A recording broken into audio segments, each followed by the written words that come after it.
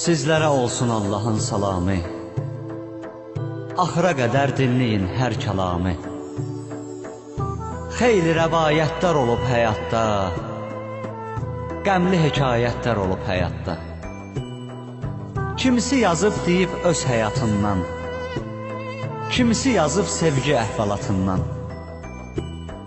Məndəsə başqa mövzudur, maraqlı, həm sevincli, həm də ki acınacaqlı.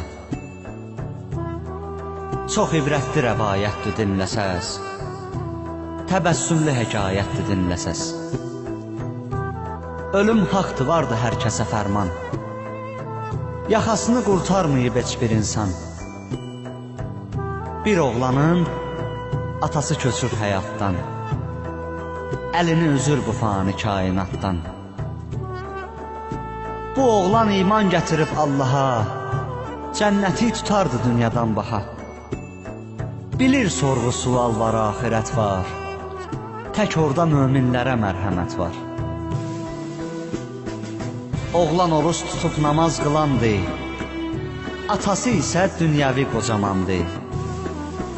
Nigaran olur atanın halından, xəbər tutmaq istəyir əhvalından.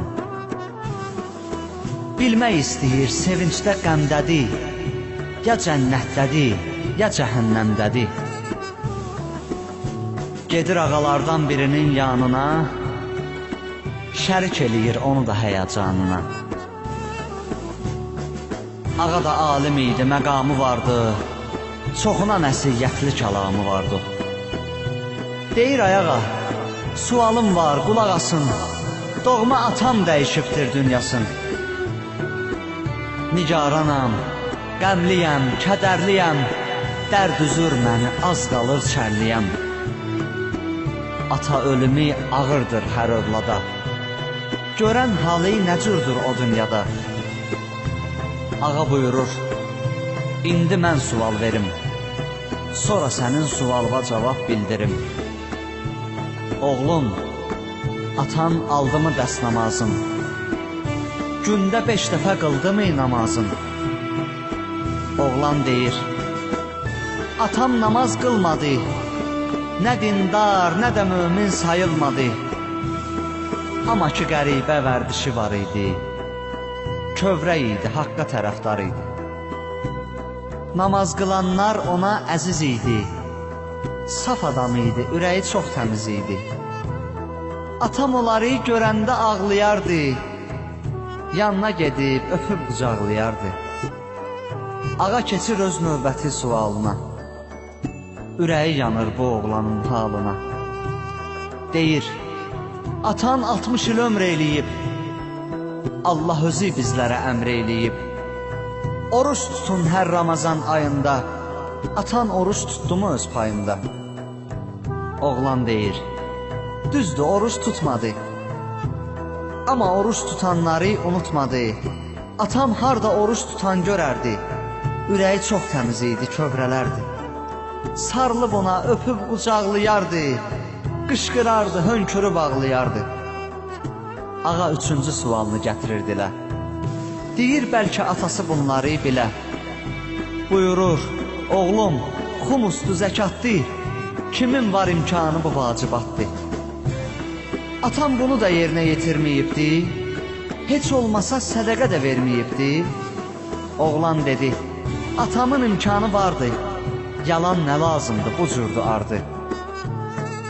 Verməsə də sədəqə xumsu zəkatı, yerinə kim yetirərdi vacibatı? Atam onları görəndə ağlayardı, sağ ol deyib, öpüb qucaqlayardı. Baxmayaraq ki, o mənim atam idi, çox gözəl insan idi, saf adam idi. Ağa baxıb bu saflığa səbr eləyir, bu oğlana yenə də bir sual deyir. Heç olmasa atan həccə getdimi, təmizlənib qəlbini şad etdimi? Demə ki, dünyaya gələndə təmiz olub, gəlincimə, atanın işi qəliz olub. Yad etməyib Allahın öcətlərin, kərb-i bəla, məşəd ziyarətlərin. Oğlan əlatsız deyir ki, doğrudur, amma nə cəsus, nə də ki oğrudur. Bir də atam görəndə zəvvarları, Həci Məşədi, Kəbləyi dindarları qarşılayıb, öpüb qucaqlayardı, danışdırıb kövrəli bağlayardı. Ağa buyurur, oğul, çox qəribədir. Sənin atan ancaq ağlayıb göynədi.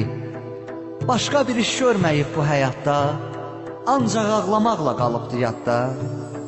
Oğlum, atan qəribə işlər görüb, vacib əməllərsiz ömrünü sürüb.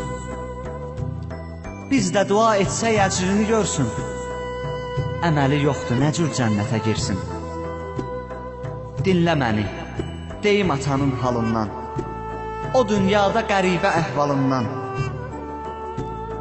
Necə ki ağlayıb işin hamısında, bəlkə durub cənnətin qapısında. İçəri keçənləri öpür, ağlayır, sıxır bağrına bərk-bərk qucaqlayır. Çünki daxil ola bilmir cənnətə, özü düşübdür ağlamalı vəziyyətə.